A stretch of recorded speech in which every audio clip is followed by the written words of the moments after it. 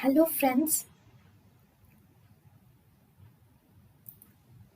welcome to Creative Medicine.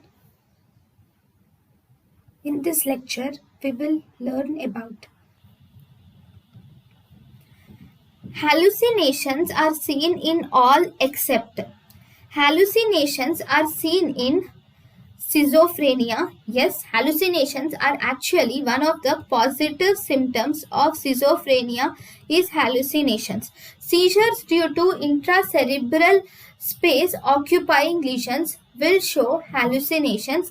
Lysergic acid diethylamide intoxication will result in synesthesia, which is a type of hallucination.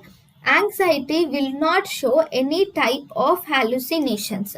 So hallucinations are seen in schizophrenia, seizures or any space occupying lesions, lysergic acid diethylamide intoxication.